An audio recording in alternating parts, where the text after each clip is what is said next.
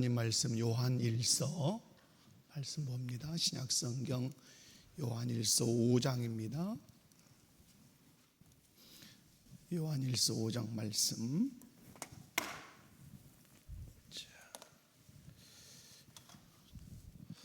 요한일서 5장 13절부터 15절까지 말씀의 의미를 생각하면서 함께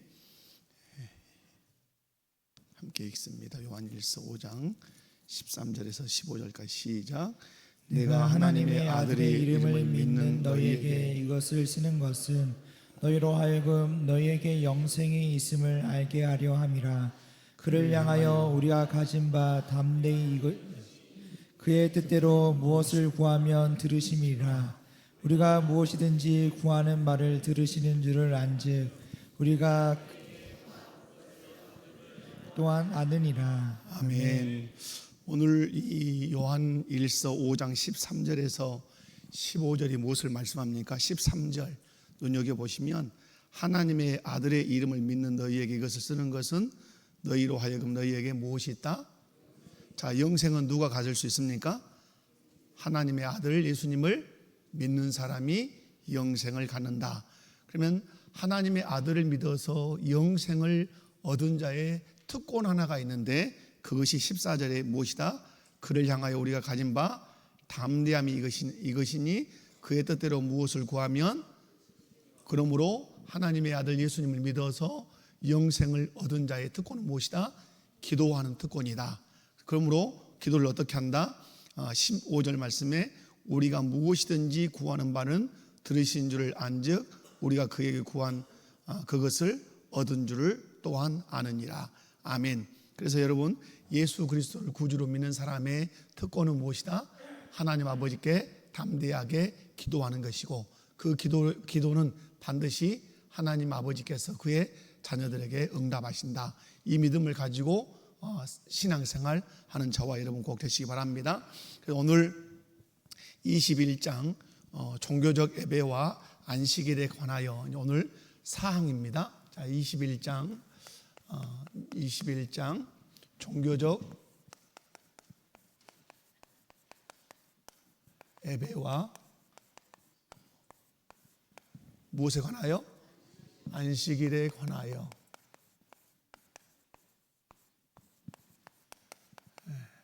자, 그래서 오늘 이제 사항인데요.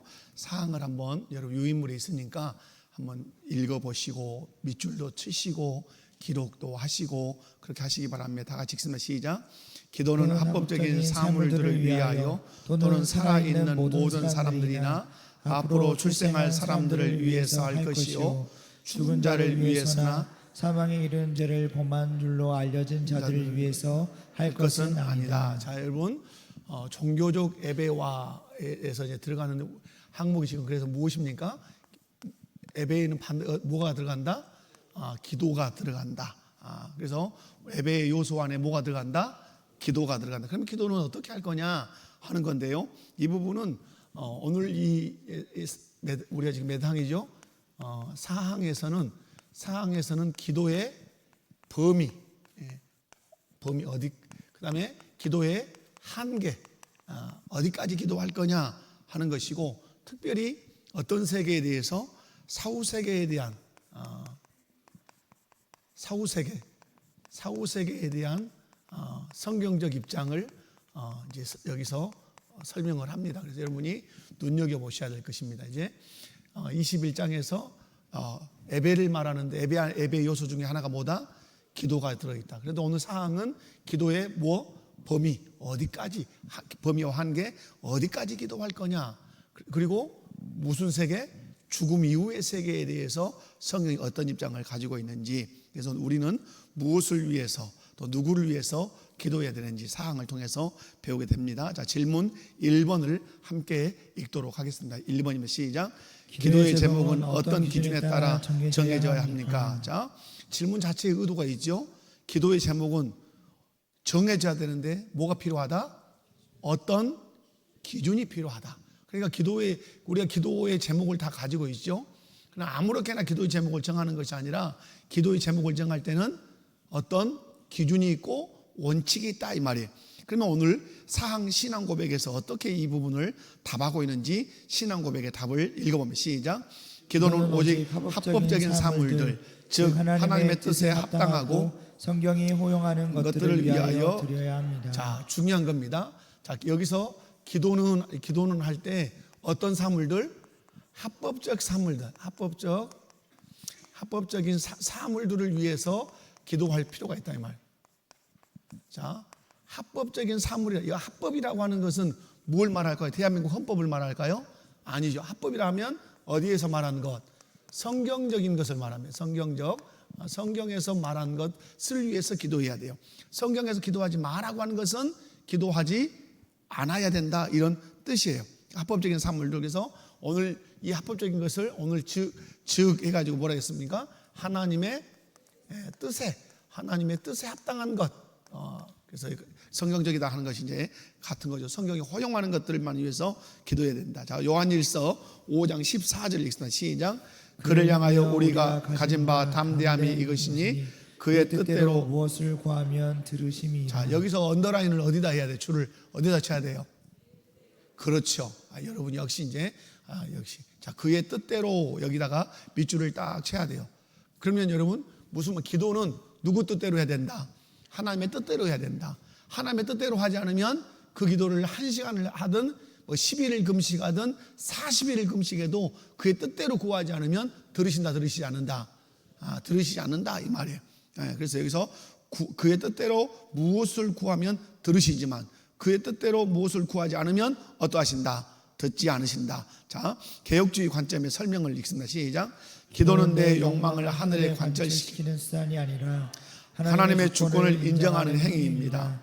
따라서 기도의 내용은 반드시 기록된 하나님의 말씀과 일치해야 합니다. 내 정욕을 채우기 위한 비합법적인 간구는 에베로스의 가치를 상실합니다. 아멘. 이것이 이 안에 들어있는 내용이 뭐냐면 이방인의 그 기도와 우리 그리스도인의 기도의 다른 점이 여기 있어요. 자, 여러분 이방 사람들이 우상 숭배를 해요. 자, 제1여전도회가 야유회를 갔는데 제가 어디를 갔는지를 이제 듣게 됐어요. 깜짝 놀랐어요. 여러분 다음에 그런 장소 정하면 안 돼요. 우리 1여전도회 어르신들 아셨죠? 막 미륵이 막 때락 크게 있고 막 이런 데 가는 거 좋은 거 아니에요. 왜냐하면 여러분 우리가 그런 걸 어떤 걸 보고 생각할 때 물론 그런 데 가서 하나님 섬겨야 되겠구나 이런 거 있지만 막 불상이 있고 어떤 불교적인 코스가 막 있는데 거기를 그걸 지금 여러분 다닐 때가 얼마나 많아요. 여러분 중요한 건 그거예요. 그런데 이방인들이 그렇게 막 큰 불상을 세워놓고 어떤 코스를 만들어 놓고 지나다니게 하고 뭐 이렇게 불교에서 이렇게 하는 거 뭐죠? 돈 내는 거 뭐 이런 거 한다 합시다. 이런 것들은 다 어디 있냐면 오늘 있는 것처럼 자기 욕망을 관철시키는 수단이에요. 그러니까 여러분 특별히 신이 내게 어떤 걸 요구하느냐 그 관심 없어요. 내 욕망을 채우는데 내 욕망을 관철시키는데 필요한 것이 이방의 신이에요. 그러나 우리는 그렇잖아요. 우리는 아무리 내가 어떤 것을 얻고 싶고 관철시키고 싶고 가지고 싶은 것이 있다 할지라도 그것이 누구의 뜻과 일치해야 돼요?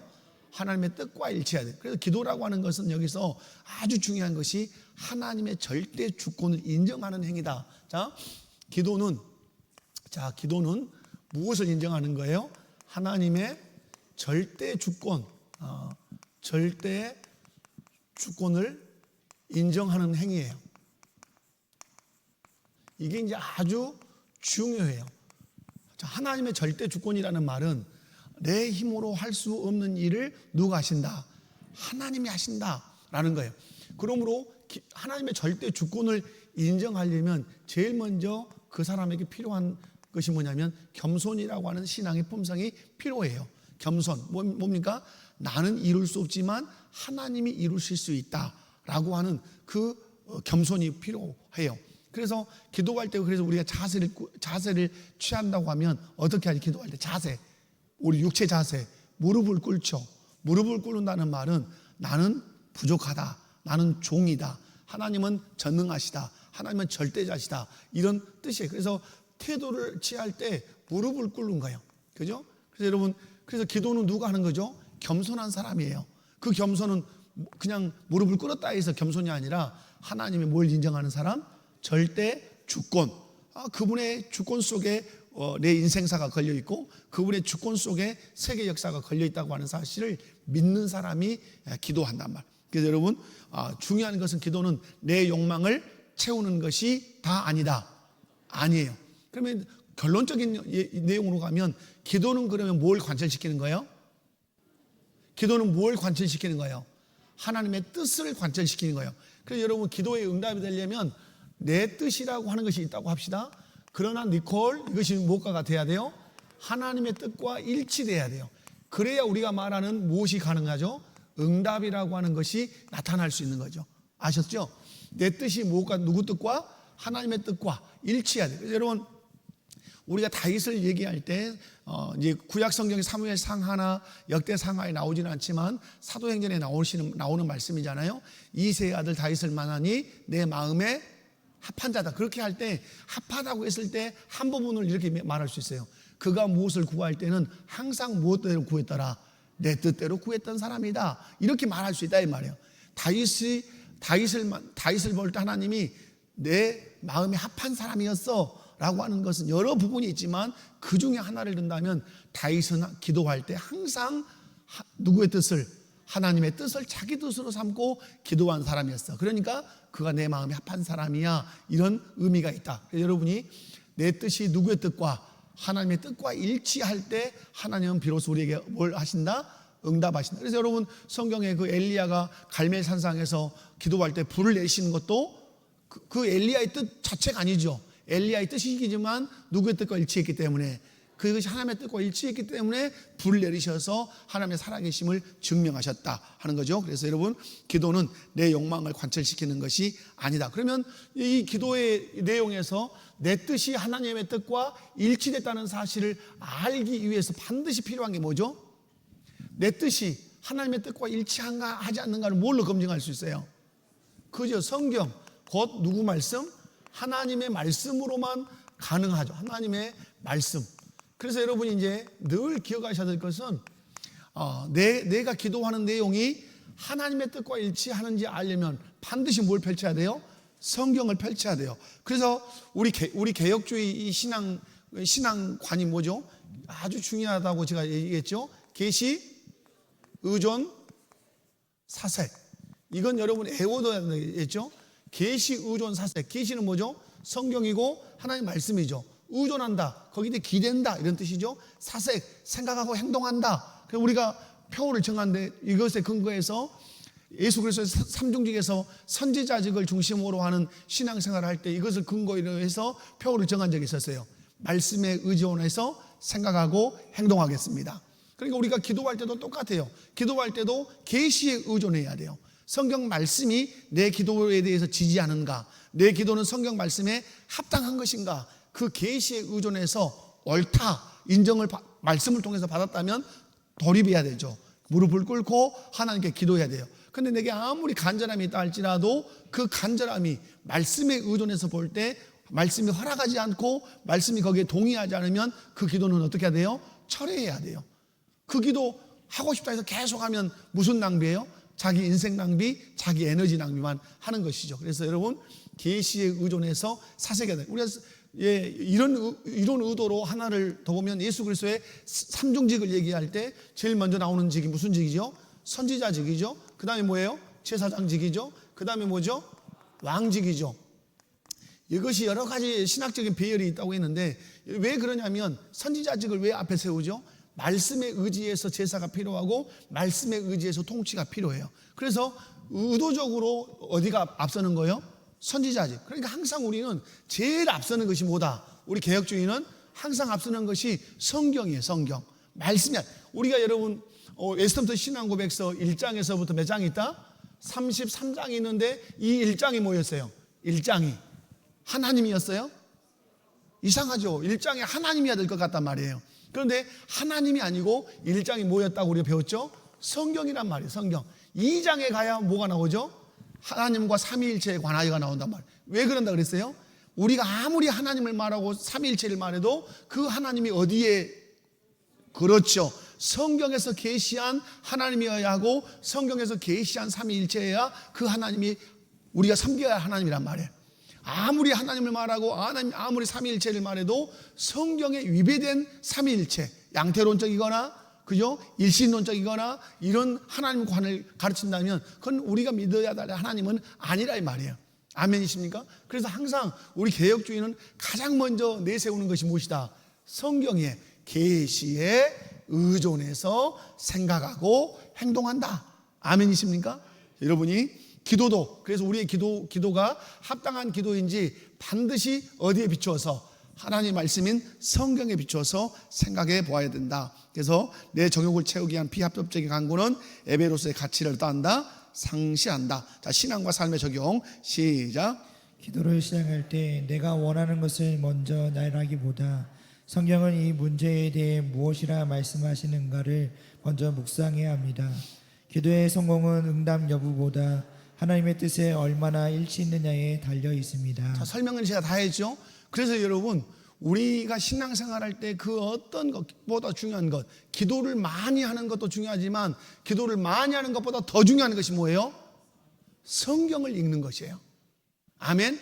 그러니까 여러분 늘 말씀하죠. 어떻게 믿지 말자고 제가 외치죠. 덮어놓고 믿지 말자. 뭘 덮어놓고? 성경을 덮어놓고 믿으면 기도도 누구 마음대로 해요? 자기 마음대로, 자기 정욕대로 한단 말이에요. 그래서 하나님의 응답, 하나님의 살아계심을 경험을 못해. 30년을 신앙생활하면서 기도했는데도 기도 응답이 뭔지를 몰라. 기도는 열심히 했는데 이유가 뭘까요? 그는 성경을 덮어놓고 기도만 한 거예요. 성경을 덮어놓고 기도만 해. 여러분 성경을 펼쳐서 성경을 읽고 성경에 무엇을 기도하라고 하는지를 깨닫고 그 성경이 요구하는 것을 기도 제목으로 삼아서 기도해야 하나님이 그의 뜻대로 들으신다는 사실이에요. 그럼 여러분 우리가 신앙생활을 할 때 기도 못지않게 중요한 것이 무엇이다? 성경을 읽고 성경을 배우는 것이에요. 하나님에 대해서 아무리 여러분이 알고 싶어도 어디서 알지 못하면 성경을 통해서 알지 못하면 다 헛거라 이 말입니다. 그러므로 여러분이 꼭 기억할 것, 기도보다 더 중요한 건 뭘 하는 거다? 성경을 읽고 성경을 배우는 거다. 오늘 수요 예배 같은 경우는 실상은 엄청 중요한 자리예요. 이런 자리는 실상은 빡빡 미어 터져도 부족함이 없어요. 그런데 우리는 어때요? 어렵더라. 맨날 우리 목사님은 어려운 신학적인 용어 칠판에서 써서 눈도 어두운데 도대체 여러분 그런 게 아니에요. 믿음은 들음에서 나요. 글자는 내가 잘 보이지 않아도 계속해서 들으면 내 마음에 성령이 말씀으로 역사하신다 이 말이에요. 그럼 여러분이 기도보다 더 중요한 것이 뭐다? 말씀을 읽고 말씀을 배우는 것이다. 그리고 그 말씀의 근거에서 기도 제목을 삼아서 기도할 때 하나님께서 내 뜻대로 기도하구나 하고 뭐 하신다? 응답하실 줄로 믿습니다. 자, 결론적인 정리 시작. 바른 기도의 내용은 성경이라는 테두리 안에서 발견됩니다. 하나님의 뜻 안에 합당한 기도가 가장 강력한 응답의 열쇠입니다. 그렇죠. 가장 강력한 응답의 열쇠 뭐라고요? 하나님의 뜻에 합당한 기도. 여기다 언더라인 하면 좋겠어요. 하나님의 뜻에 합당한 기도가 가장 강력한 응답의 열쇠다. 어떤 사람은 금식하면 응답의 열쇠다. 작정기도 40을 하면 응답의 열쇠 다 그거 아니요. 가장 강력한 응답의 열쇠는 하나님의 뜻에 합당하게 하는 기도예요. 하나님의 뜻에 합당하게 기도만 하면 하나님의 섭리 안에 있지만 한 번 기도에도 응답될 수 있어요. 그러나 하나님의 뜻에 합당하지 않은 기도는 100일, 1000일 죽을 때까지 기도해도 응답이라고는 맛볼 수 없을 수 있어요. 그러면 여러분 오늘 기도하는 여러분의 습관과 내용을 점검해 보실 필요가 있다 없다? 있다. 반드시 말씀에 의존해서 말씀이 지지하고 말씀이 하라고 하는 그 기도 생활 할 때 하나님의 응답을 경험하게 될 줄로 믿습니다. 자, 질문 2번 갑니다. 질문 2번 시작. 기도의 대상은 어디까지입니까? 자, 기도의 대상은 어디까지입니까? 기도의 대상이라는 말은 간구하는 하나님을 말하는 것이 아니라 누구를 위해서 기도해야 됩니까? 이 말이에요. 그 누구를 위한 기도는 어디까지 해야 되는가? 자, 신앙 고백의 답을 한번 읽습니다. 시작. 살아있는 모든 사람들과 장차 태어날 미래 세대를 위해서 기도해야 합니다. 자, 여기서 아주 이제 가르치려고 하는 것이 뭐냐면 무엇을 금하려고 이 말을 지금 하는 거죠? 죽은 자를 위한 기도는 해서는 된다? 안 된다 이 말이에요. 죽은 자를 위한 기도. 왜냐하면 이런 웨스턴도 신앙고백서가 이렇게 작성되게 된 배경에는 가장 큰 영향력 가운데 하나가, 이런 신앙고백서를 작성하게 된 배경은 어떤 데가 있죠? 카톨릭이라고 하는 배경이 있어요. 종교 개혁에 개혁을 해야만 했던 카톨릭이 배경이 있단 말이에요. 왜 카톨릭은 누구를 위해서 기도해요? 죽은 자를 위해서 기도한단 말이에요. 죽은 자를 위해서 기도할 수 있는 교리가 무슨 교리예요? 여러분 잘 아는 연옥교리란 말이에요. 그러니까 이 교리에다가 못을 딱 박는 거예요. 죽은 자를 위해서 기도하라 하지 마라. 죽은 자를 위해서, 죽은 자가 죽으니까 세례를 베푼다. 있을 수 있어요, 없어요? 전혀 있을 수 없어요. 그러니까 여러분이 우리가 누구를 위해서 기도해야 되고 어디까지 기도해야 되는가? 중요한 건 어떤 사람, 살아있는 사람, 그리고 미래에 태어날 자들을 위해서는 기도할 필요가 있다. 성경적인 근거. 자, 디모데전서 2장 1절에서 2절 시작.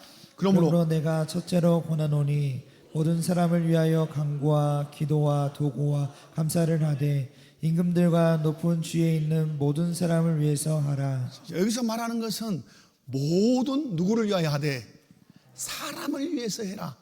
누구를 위해서 해라? 사람을 위하여 기도해라. 지금 살아있는 사람, 그리고 미래에 태어날 사람, 그리고 위정자들, 자고로 목회자들, 가정의 아버지, 어머니, 자녀들 다 누구를 위한 기도? 누구를 위해서 기도할 수 있다? 살아있는 자들을 위해서 기도해야 돼요. 살아있는 자들. 그리고 살아있을 뿐만 아니라 각계의 어떤 위치에 있는 사람들을 위하여 기도할 수 있다. 자, 요한복음 17장 20절입니다. 시작. 내가 비옵는 것은 이 사람들만 위함이 아니요 또 그들의 말로 말미암아 나를 믿는 사람들도 위함이니. 아멘. 예수님이 기도하시는 거죠. 이 사람들만 위함이 아니요 또 그들의 말로 말미암아 나를 믿는 사람들도 위함이니. 이 말은 뭐냐면 지금 예수님의 제자들은 누구를 믿고 있어요? 예수님을 믿고 있어요. 그리고 앞으로 미래 세대에 예수님을 통하여, 예수님의 제자들을 통하여 예수님 믿을 자들이 있어요, 없어요? 있죠. 예수님의 제자들이 전도함을 통해서 예수님 믿을 자들이 있어요. 그러나 지금 있어요, 없어요? 지금은 없어요. 그런데 뭐라고 그래요? 앞으로 믿을 자들을 위해서도 어떻게 해야 된다? 기도해야 된다. 앞으로 우리 대한민국의 미래 세대, 태어나지 않았지만 태어날 세대를 위해서도 기도할 필요가 있다. 이렇게 말씀하는. 그러므로 기도의 내용은 1차적으로 합법적인 것, 사람을 위하여 기도한다. 아멘. 현재 살아있는 사람과 미래에 태어날 사람들, 그리고 각계의 나름대로 위치를 차지하고 있는 그 사람들을 위하여 우리는 어떠할 수 있다? 기도할 수 있다. 그러나 어떤 기도는 할 수 없다. 과거에 죽어버렸던 사람들을 위해서는 기도할 필요 있다, 없다? 기도할 필요가 없으니까, 여러분, 죽은 자를 위해서 기도해야 될 필요가 없으니까 무엇도 필요 없을까요? 제사도 필요 없는 거예요. 이해가 가세요? 과거에 죽은 자를 위해서 기도해야 할 필요가 없으니까 무엇도 필요가 없어요? 제사도 필요 없는, 이게 그렇게 자연스럽게 공식처럼 성립하잖아요. 만약에 과거에 죽은 자를 위해서 기도해야 될 필요가 있었다면 성경은 무엇도 가능하다고 할 거예요? 죽은 자를 위한 제사도 가능하다 했을 거 아니에요. 그런데 성경은 분명하게 말합니다. 죽은 자를 위하여 기도할 필요 없다. 고로 죽은 자를 위한 그 어떤 제사, 세례나 이런 행위 결코 있을 수 없다. 오로지 살아있는 자, 앞으로 태어나서 살 자들을 위해서 기도해야 된다. 자, 개혁주의 관점의 설명 읽습니다. 시작. 개혁주의는 교회의 보편성과 역사성을 믿습니다. 우리는 동시대의 이웃뿐만 아니라 우리 뒤를 이어서 하나님의 나라를 세워갈 다음 세대를 위해서도 기도할 책임이 있습니다. 이는 하나님의 언약이 대대로 이어짐을 신뢰하는 고백입니다. 교회의 보편성이라는 말은 뭐예요? 온 세상 가운데 주께서 교회를 세우셨단 말이에요. 그 교회는 주님 재림하실 때까지 계속해서 그 역사성을 더해갈 거란 말이에요. 그러므로 그 교회의 세대들을 위해서도 기도해야 된다. 왜냐하면 하나님이 그 언약대로 그것을 이어져 가도록 하나님이 하실 거기 때문에 그렇다. 자, 신앙과 삶의 적용이 있습니다. 시작. 개인적인 기도를 넘어 국가와 위정자, 그리고 아직 태어나지 않은 우리의 자녀와 손자 세대가 믿음 안에서 자라나도록 중보의 지경을 넓혀야 합니다. 중보의 지경을 도고의 지경으로 바꾸시면 좋겠습니다. 제가 이렇게 참고했던 것들이기 때문에 도고의 지경을 넓혀야 합니다. 자, 결론적인 정리 시작. 기도의 지경은 현재 이웃을 넘어 미래 세대까지 확장되어야 합니다. 이것이 언약 공동체의 교회의 사명입니다. 기도의 지경은 현재 이웃을 넘어 어디 세대까지? 미래 세대까지, 나를 넘어 국가의 위정자들까지, 태어나지 않은 우리 자녀들 세대까지 그렇게 해야 된다. 자, 뭐 설명이 더 필요 없겠죠? 자, 질문 3번 가겠습니다. 시작.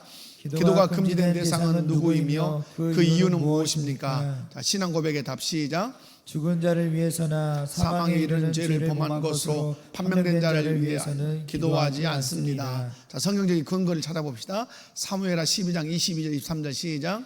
아이가 살았을 때 내가 금식하고 온 것은 혹시 여호와께서 나를 불쌍히 여기사 아이를 살려주실지 누가 알랴 함거니와 지금은 죽었으니 내가 어찌 금식하랴. 나는 그에게로 가려니와 그는 내게로 돌아오지 아니하리라. 아멘. 자, 여러분 누구에게? 다윗의 얘기겠죠.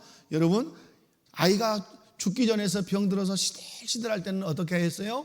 금식했어요. 죽으니까 어때요? 금식을 바로 철회하고 음식을 먹는단 말이에요. 내가 어찌 금식하랴. 이유, 나는 그에게로 가려니와 그는 내게로 돌아오지 아니할 거다. 지금 죽었으니까 나는 금식하지 않아. 이런 사상들이 성경에 녹아있죠. 자, 요한일서 5장 16절 시작. 사망에 이르는 죄가 있으니 이에 관하여는 나는 구하라 하지 아니하노라. 사망에 이르는 죄. 자, 이런 죄가 뭐 어떤 이단에 빠지는 죄, 이런 여러 가지 죄들이 있겠, 성령을 회방한 죄, 이런 죄들이 있겠죠. 이런 것들을 위해서는 기도하라고 말하지 않겠다. 자, 개혁주의 관점의 설명 3번 넘어갑니다. 시작.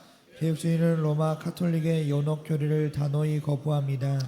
사람이 죽은 후에는 더 이상의 회개나 중보의 기회가 없으며 즉시 하나님의 공의로운 심판 앞에 서게 됩니다. 죽은 자를 위한 기도는 하나님의 심판을 무효화하려는 인본주의적 시도일 뿐입니다. 또한 사망에 이르는 죄는 성령을 해방하고 그까지 회개를 거부하는 상대를 의미하며 이에 대한 하나님의 심판을 존중하는 태도가 필요합니다. 한마디로 카톨릭의 연옥교리는 성경적이다, 성경적이지 않다. 여러분, 우리가 가지고 있는 성경에 연옥이라는 말이 있습니까, 없습니까? 한 번도 없습니다. 그래서 여러분, 어떤 지옥과 천국의 중간 단계는 있지 않습니다. 부자와 나사로의 비유를 보아도 여러분, 연옥이라고 하는 개념은 존재하지 않습니다. 그래서 여러분, 여기서 사람이 죽은 후에는 더 이상 회개나 중보의 기회가 없으며 할 때 이 중보의 기회를 두 가지로 보시면 돼요. 예수 그리스도도 죽은 자를 위해서는 중보하신다, 중보하지 않는다? 중보하지 않아요. 또한 우리 또한 도구할 수 있다, 없다? 도구할 수 없다. 거기다 그렇게 두 가지를, 이렇게 중보의 기회가 없으며 할 때는 중보의 기회 아래다가 도구의 기회 함께 쓰시고, 중보의 기회는 누구 입장? 예수님의 입장. 그죠? 예수님은 죽은 자를 위해 중보하신다, 하시지 않는다? 하신다, 하시지 않는다? 하시지 않죠. 우리 또한 죽은 자를 위해 도구한다, 도구하지 않는다? 도구의 기도를 하지 않는다. 그 입장으로 정리하시면 좋겠습니다. 자, 네 번째.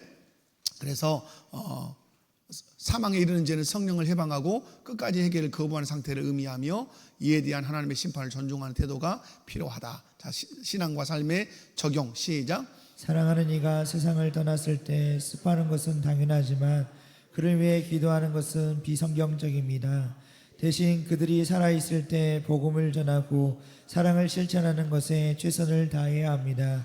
기회의 문은 오직 이 땅에 살아있는 동안에만 열려 있습니다. 사랑하는 이가 세상을 떠났을 때 슬퍼하는 건 당연하지만 그를 위해 기도하는 것 어떠하다? 비성경적이에요. 여러분이 중요해야 되는 것은 어떤 장례식에 가서 묵상으로 기도할 때, 그죠? 묵상으로 기도할 때 그 죽은 자를 위해서 기도하는 것은 합당하지 않다. 그래서 이제 저도 장례를 많이 치르잖아요. 장례를 많이 치르면 죽은 자를 위한 것은 살아 있을 때의 일을 얘기할 뿐이에요.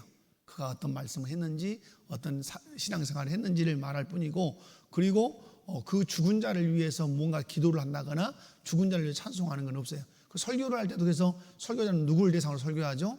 앞에 있는 유족과 성도들을 위해서 복음을 전할 뿐이에요. 뭐 그 죽은 자를 위해서 할 수 있는 건 아무것도 없어요. 왜 아까 다윗이 얘기한 것처럼 나도 죽은 그가 있는 곳으로 갈 뿐만 아니라 그도 내게 올 수 없는 거예요. 그런데 많은 사람들이 예수를 믿으면서도 죽은 자를 위해서 본의 아니게 기도하는 사람들이 왕왕 있어요. 여러분, 결코 그건 있을 수 없는 일이에요. 여러분이 죽은 자를 위한 기도는 한다, 하지 않는다? 그가 천국에 갔어도 천국에서 이런 건 뭐 어떻게 하게 해주십시오. 여러분이 천국에 간 사람은 여러분이 어떻게 하게 해주십시오 하는 것보다 더 훨씬 잘 복되게 있어요. 그러니까 여러분 천국에 있는 분 위해서 기도할 필요도 없어요. 또 지옥에 갔으니까 지옥에서 고통 조금만 주십시오, 살살 주십시오, 그런 것도 필요 없어요. 예, 왜냐하면 거기에는 정한 형벌이 있기 때문에 그렇다 하는 거 기억하시면 좋겠어요. 자, 그래서 우리에게 기회는 어때요? 어디에만 가능해요? 이 땅에 살아있을 동안에만. 그래서 여러분 전도해야 될 필요성이 여기에 있는 것이죠. 자, 결론적인 정리입니다. 시작. 기도는 오직 은혜의 때에만 효력이 있습니다. 사후의 운명을 바꾸려는 헛된 노력을 멈추고 현재 우리의 곁에 있는 영혼들을 구원하는 일에 집중해야 합니다. 네, 여기는 이제 무당들이 여기서 이제 많이 얘기하죠. 무당 구슬에도 보니까 당신의 어머니가 너무 슬퍼하고 있고 너무 한탄하고 있으니까 어떤 큰 구슬을 해야 당신 어머니가 그 원한을 풀어서 편안할 것이고, 또 당신 아버지가 지금 엄청 슬퍼하는데 묘를 이장해야 되고, 이건 다 뭐예요? 성경에서 보면 발라에 바르지 않아요. 결코 바르지 않아요. 여러분 귀신 세계는 여러분 부자와 나사로 비유해서 보듯이 분명히 말씀했죠. 죽은 자가 살아서 돌아오지도 않고 죽은 자의 혼령이 영원히 이 땅으로 온다 오지 못한다? 오지 못해요. 이 세상에 역사하는 건 다 누구 역사예요? 다 귀신 역사예요. 마귀가 말하는 어떤 것 또 그 사울이 사무엘의 그 혼령을 불러 올리시오 하니까 사무엘이 나타났다. 그 사무엘이 아니라 다 누구예요? 다 귀신의 역사단 말이에요.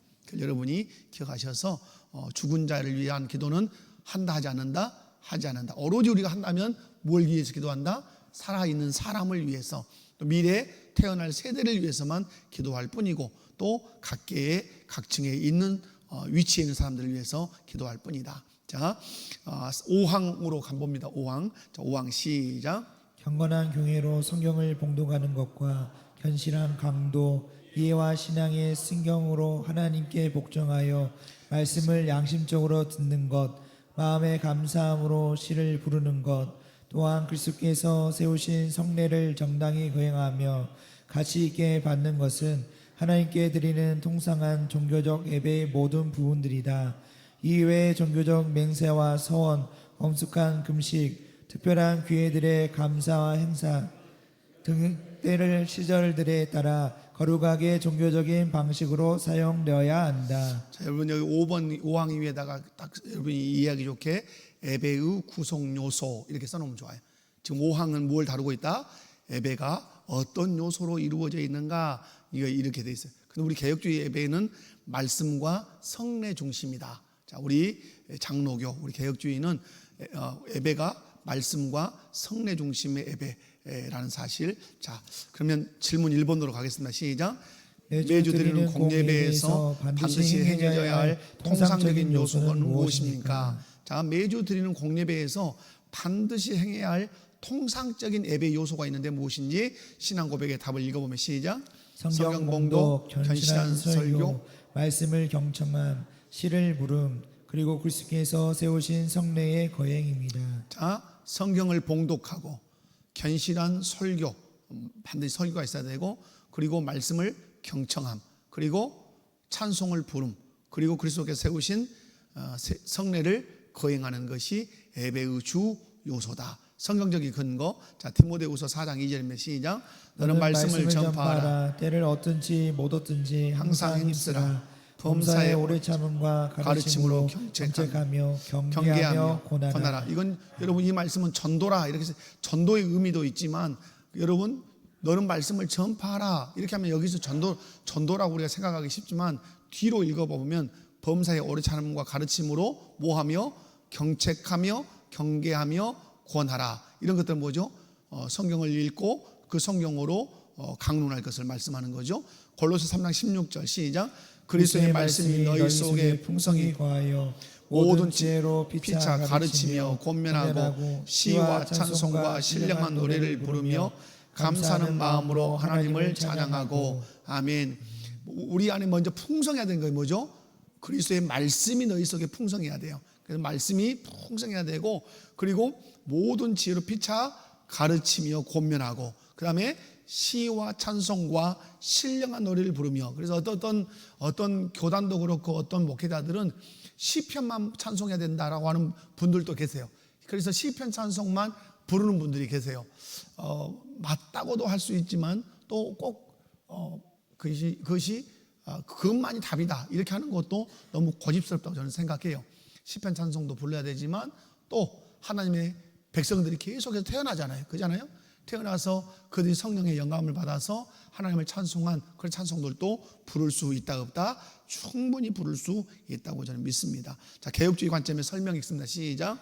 개혁주의 예배는 말씀의 사역이 중심입니다.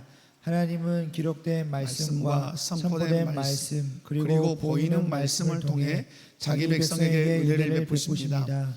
예배의 모든 순서는 인간의 흥미를 돋우기 위한 것이 아니라 하나님의 계시와 그에 대한 인간의 응답이라는 원리에 충실해야 합니다. 아멘. 자, 하나님의 말씀의 선포, 캐리그마, 말씀이 봉독되고 선포됩니다. 그때 우리는 그 말씀을 누구의 말씀으로 받아야 합니까? 하나님의 말씀으로 그래서 말씀을 경청하는 태도는 매우 중요합니다. 강단에서 인간 목사가 서서 말씀을 강론을 하지만 여러분이 믿어야 될 것은 분명한 것은 지금 이 시간 우리 교회의 사역자를 통해서 하나님께서 내게 들려주실 말씀을 들려주신다. 그러므로 하나님이 내게 들려주시는 말씀을 듣는다는 의미로 경청의 태도를 잘 갖추는 것은 매우 중요하다. 그리고 나서 그에 대한 응답으로 뭐 하는 겁니까? 기도하고 찬송하는 것이죠. 그래서 찬송도 그냥 대충대충이 아니라 내 신앙의 고백을. 그래서 여러분에게 저는 요청하죠. 찬송을 부를 때 힘있게 특별히 그 찬송의 가사에 뭘 담아서 내 신앙의 고백을 담으라. 가사가 뭐가 돼야 돼요? 우리 신앙의 고백이 돼야 된단 말이에요. 고백. 그런데 그 가사만 집중해서 묵상하고 고백해봐도 우리 안에 감동 있게 또 하나님께 영광을 돌리면서 충분히 찬송할 수 있어요. 그런데 우리가 자꾸 감정을 건드리는 예배가 되면 어렵죠. 그래서 아주 우리가 조심해야 될 것은 분위기를 띄우는 예배는 매우 조심해야 된다 하는 사실은 우리가 1000번 조심시켜도 부족함이 없다 하는 것이죠. 그래서 개혁주의 관점에서 이제 설명해서 보면 그 아래서 두 번째 예배 모든 순서는 여기 아직 안 읽었죠. 예배 모든 순서는 인간의 흥미를 돋우게 하는 것이 아니라 하나님의 개혁주의 관점 설명 한번 읽어봅시다. 시작. 다시 한번 읽어봐. 시작. 개혁주의 예배는 개혁주의 관점의 설명 시작. 개혁주의 예배는 말씀의 사역이 중심입니다. 하나님은 기록된 말씀과 선포된 말씀 그리고 보이는 말씀을 통해 자기 백성에게 은혜를 베푸십니다. 예배의 모든 순서는 인간의 흥미를 돋우기 위한 것이 아니라 하나님의 계시와 그에 대한 인간의 응답이라는 원리에 충실해야 합니다. 그러니까 여러분이 이제 제가 드리려고 하는 말씀은 은혜 받았다라고 하는 개념을 잘 생각해야 돼요.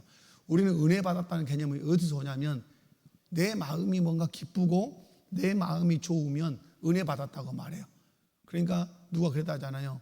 옛날 아주 재밌는 이야기를 했어요. 그러니까 막 너무 재밌었어요. 그러니까 성도들 나가면서 유독 많이 하는 말이 은혜 받았습니다. 말을 많이 했다 이 말이에요. 그건 은혜가 아니에요. 그건 은혜가 아니에요. 여러분 그러면 내게 말씀으로 어떤 걸 책망해 오고 내 어떤 죄를 막 지적하고 그러면 여러분 그건 은혜가 아닌가요? 그건 더 말할 수 없는 은혜지요. 그러니까 여러분이 은혜를 혼동하면 안 돼요. 내 기분 좋은 것이 은혜는 아니다. 무엇이 그러면 은혜겠어요? 말씀을 통해 깨닫는 것이 은혜예요. 아멘이십니까? 무엇이 은혜다? 말씀을 통해서 깨닫는 것이 은혜예요. 하나님의 뜻을 깨닫고 죄를 깨닫고 행해야 할 일을 깨달으면 그것이 뭘 받은 거다? 그것이 은혜 받은 것이다. 내 기분 좋은 것이 은혜는 결코 아니다 하는 거 기억하시면 좋겠습니다. 자, 그 다음에 신앙과 삶의 적용입니다. 시작. 예배 시간에 찬송과 성례를 단순한 의식으로 여기지 마십시오. 찬송은 가사를 음미하며 마음의 감사로 드려야 하며 성례는 그리스도와의 연합을 특징하는 은혜의 방편으로 귀하게 여겨야 합니다. 저 위에 개혁주의 관점에 설명해서 성례를 뭐라고 표현했어요? 보이는 말씀. 설교는 두 가지 설교가 있어요. 목사가 외치는 설교가 있고 성례가 설교예요. 보이는 말씀, 보이는 설교. 아멘. 그래서 여러분 성찬 떡을 떼고 잔을 들 때는 예수님께서 저렇게 살을 찢기셨구나. 예수님께서 저렇게 피를 흘리셨구나. 보여주는 설교라 이렇게. 그래서 여러분 그 어떤 듣는 설교든 또 부르는 찬송이든 또 성례든 우리가 반드시 은혜의 방편으로 귀하게 여겨. 특별히 이제 은혜의 방편을 그랬으니까 우리는 하나님께서 우리에게 은혜의 방편으로 은혜 받는 방편으로 몇 가지 주셨다 그랬어요? 세 가지. 원래 이제 두 가지였다가 세 가지로. 하나는 뭐죠? 말씀이죠. 말씀을 통해서 하나님께서 우리에게 뭘 주신다? 은혜 주셔요. 두 번째는 뭐죠? 기도를 통해서 하나님이 우리에게 은혜를 주셔요. 세 번째는 뭐죠? 성례를 통해서 우리에게 은혜를 주셔요. 그래서 여러분이 성찬식에서 세례를 베풀고 또 뭐 할 때? 성찬을 베풀 때 여러분이 은혜를 받으셔. 예수 그리스도께서 우리의 죄를 위해 죽으신 것뿐만 아니라 또 그 예수님을 믿음으로 연합되었고 그 예수님의 피 흘리심과 살찌기심을 의지할 때 우리의 죄를 이길 수 있고 하는 이런 것에서 여러분이 은혜를 받으셔야 된다. 자, 넘어가겠습니다. 자, 결론적인 정리 함께 있습니다. 시작. 공예배의 필수 요소들은 하나님이 우리를 만나기 위해 정하신 통로입니다. 이 요소들을 신실하게 지킬 때 예배의 공적 권위와 은혜가 유지됩니다. 여러분이 예배에서 기억하실 것은 예배는 우리가 드리는 예배는 일방적이지 않아요. 일방적이지 않아. 어떻게요? 쌍방적이에요. 반드시. 왜 쌍방적이냐면 하나님이 우리와 인격적으로 대하시기 때문에 그래요. 그리고 하나님이 우리에게 뭐 하시고 말씀하시고 우리가 또 하나님께 기도하고 또 하나님께 뭘로 응답하죠? 찬송으로 응답하죠. 그리고 쌍방적이라 하는 말은 하나님이 예배 가운데 뭐 하시죠? 임재하시죠. 임재. 그런데 제가 늘 말씀드린 것처럼 하나님이 임재한다는 사실을 우리가 인식하고 알기 위해서 예배 서두에 반드시 사회자가 전체 회중을 어떻게 하죠? 이렇게 세우죠. 다 같이 자리에서 일어납시다 하는 건 왜 일어나요? 잠 깨려고 일어난가요? 잠을 깨우기 위해서? 그런 거 아니죠. 이 시간 누가 임재하신 것을 하나님 수천 번 제가 얘기하죠. 그러니까 여러분 일어날 때는 그냥 벌써 일어나는 게 아니라 하나님이 이곳에 임재하심을 내가 믿습니다 하는 마음으로 고백하면서 일어나야 돼요. 아멘. 그래서 찬양 인도자가 마지막 한 3분이나 남겨놓고 다 같이 자리에서 일어나서 찬양합시다. 그것은 정신 차리게 하기 위해서 하는 게 아니라 하나님 이곳에 어떠하신다? 임재하신다. 그 기억만 있으면 여러분 이 자리에 앉아서 예배를 드리는 태도가 다 결정돼요. 진짜 옷도 여미게 된다니까요. 옷도 벌렁벌렁 입고 있다가 옷도 여미게 되고 졸다가도 정신 팍 들기도 하고 그렇게 하는 거죠. 그런데 우리가 항상 예배의 태도가 경솔해지는 이유가 뭐죠? 뭘 인식하지 못하는 거죠? 임재를 임재를 생각하지 않는 거예요. 지금 이 시간도 하나님 이곳에 어떠하신다고 믿습니다, 여러분? 하나님 임재하시는 것이죠. 임재하셔서 우리에게 말씀하시는 거예요. 그리고 우리가 거기에 대해서 기도로 내 어떤 결단을 고백하고 그리고 그 임재하신 하나님을 성호를 찬송으로 높이는 것이죠. 여러분 꼭 이 부분을 기억하셨으면 좋겠다 하는 겁니다. 그래서 하나님이 우리를 만나기 위해서 정하시는 그 통로가 이 공예배이다. 자, 질문 2번 읽습니다. 시작. 설교를 듣는 성도의 바른 태도는 어떠해야 합니까? 자, 여러분의 태도를 한번 점검해 보시면 좋겠어요. 자, 신앙 고백의 답입니다. 시작. 이해와 신앙과 순경으로 하나님께 복종하여 말씀을 양심적으로 들어야 합니다. 자, 이해 또 경외하는 마음으로 또 하나님께 복종하겠다는 마음으로 말씀을 양심적으로 들어야 합니다. 양심적으로 들은다는 말은 뭐예요? 말씀이 찔려올 때 거기에 대해서 바르게 반응하겠다 이런 태도로 들으셔야 된다. 성경적인 근거 시작. 야고보서 1장 22절. 자가 되고 듣기만 하여 자신을 속이는 자가 되지 말라. 자, 말씀을 들려주실 때 우리 마음에 어떤 결단을 요구하실 때 그것을 행해야 되지 듣고만 마는 것은 결국은 자신을 속이는 사람이 된다. 사도행전 10장 33절 시작. 이제 우리는 주께서 당신에게 명하신 모든 것을 듣고자 하여 다 하나님 앞에 있나이다. 자, 넘어갑니다. 자, 개혁주의 관점의 설명. 자, 함께 읽습니다. 시작. 설교를 듣는 것은 단순한 정보 습득이 아닙니다. 설교자가 성경에 근거하여 바르게 복음을 선포한다면 그것은 곧 하나님의 음성입니다. 따라서 청중은 지적으로 이해할 뿐만 아니라 영적으로 복종하려는 태도를 가져야 합니다. 양심적으로 듣는다는 것은 말씀 앞에 자신을 비추어 보고 즉각적으로 반응한 것을 의미합니다. 아멘. 여러분, 교회에 3대 표지가 있죠. 교회의 몇 대 표지? 3대 표지. 이제 한번 시험 3대 표지가 뭐예요? 1. 자, 참된 말씀 선포. 생각해 두세요. 자, 두 번째 바른 성례의 거행. 앞에서 얘기했어요. 바른 성례의 거행. 세 번째는 뭐예요? 까마귀요 이제.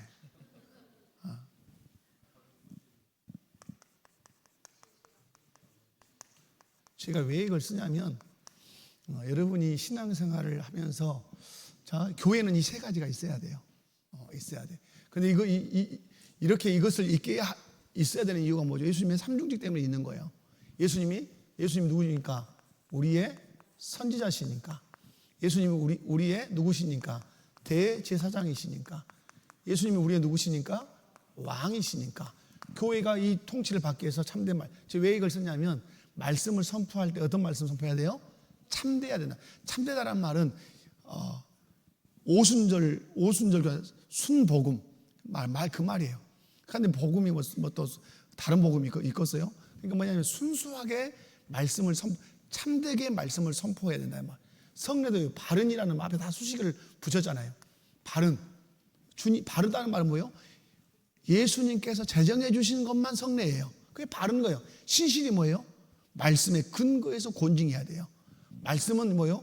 말씀을 말씀으로 해야 참된 말씀 선포라 이 말이에요. 그러니까 여러분이 이 부분을 깊숙이 잘 들으시면 좋겠어요. 그래서 그래서 참된 말씀의 선포. 자, 신앙과 삶의 적용 시작.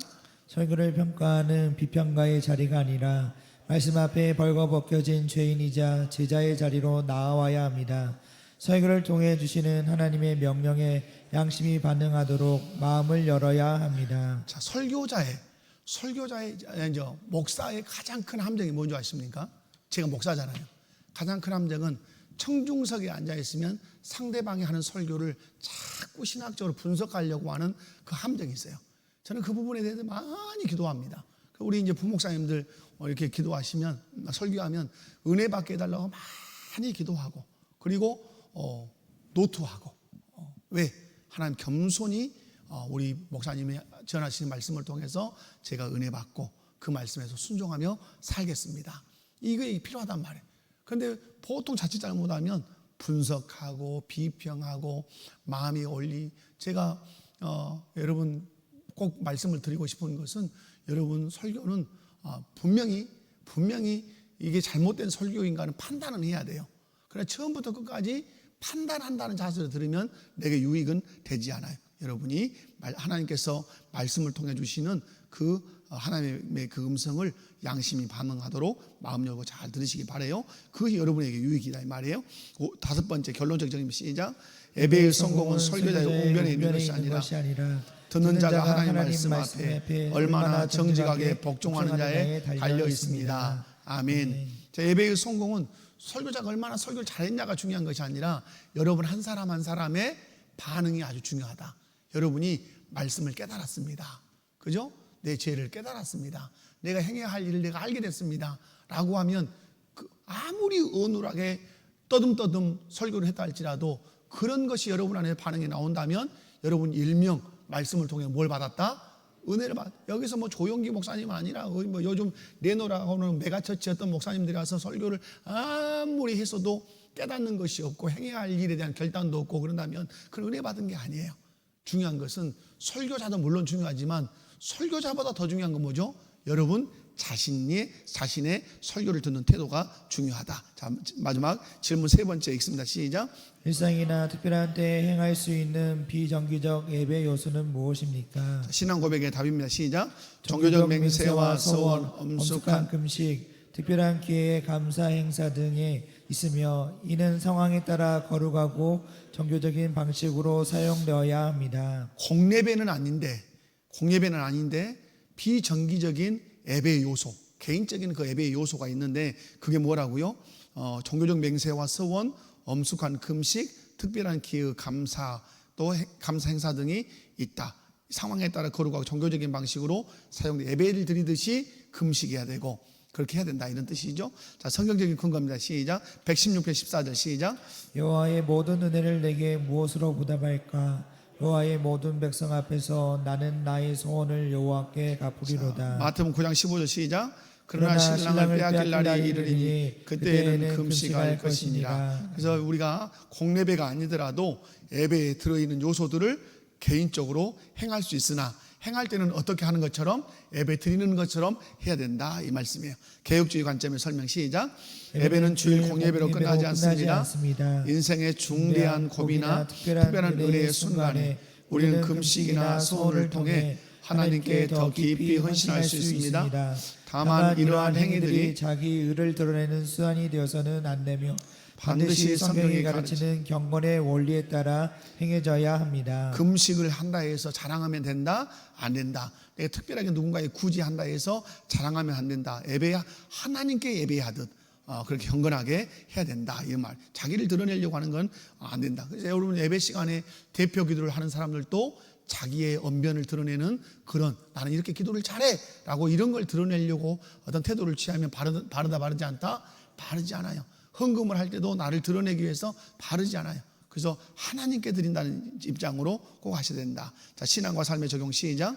국가적 위기나 개인의 영적 침체기에 금식하며 하나님의 자비를 구하거나 특별한 응답을 경험했을 때 감사 예배를 드리는 것은 성숙한 신앙의 모습입니다. 형식적인 종교 행위가 되지 않도록 늘 목적을 분명히 해야 합니다. 분명히 금식해야 될 때 금식해야 되죠. 또 감사해야 될 때 분명히 감사해야 되죠.